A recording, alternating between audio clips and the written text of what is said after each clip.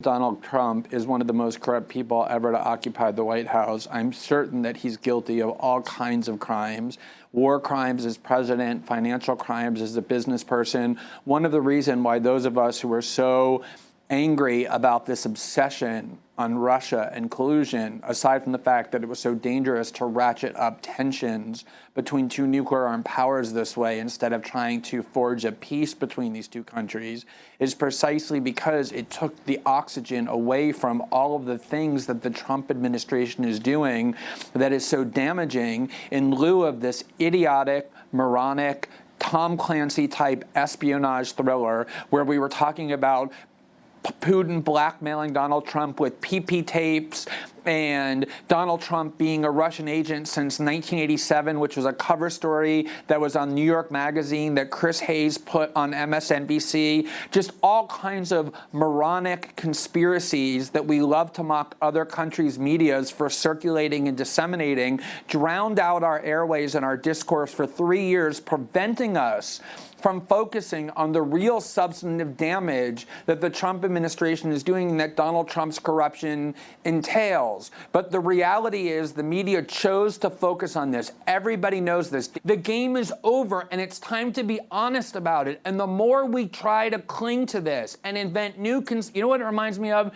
In 2003, when the neocons finally had to face the truth that there were no WMDs, that they had fabricated that the media had misled millions of people around the world for years, and they started saying, maybe Saddam hid them in Syria. Maybe they're buried in places we just haven't looked yet. It's time to face the truth. The media got this story wrong. They obsessed on this for 3 years, and all this time there was no evidence for it. It was just a conspiracy theory. Rachel Maddow, the most influential liberal TV host in the country, every single night misled millions of liberals into believing something that was totally false, and there will be no media consequences for it. And that is extremely grave and serious, no matter how much is true about how corrupt Donald Trump is in his financial dealings or any of the other stuff that people are now trying to deflect our attention onto. Why did millions of people vote for a complete joke of a game show host? And how did the Democrats lose the presidency to one of the most embarrassing spectacles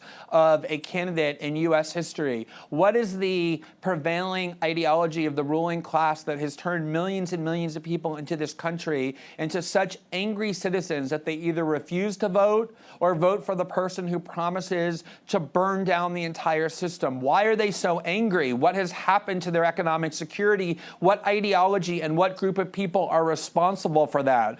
What has Donald Trump been doing in realigning the United States away from the Western Europe and to Saudi despots? And the collusion that actually happened, which was from the Israeli government during the election in order to undermine Obama's policies.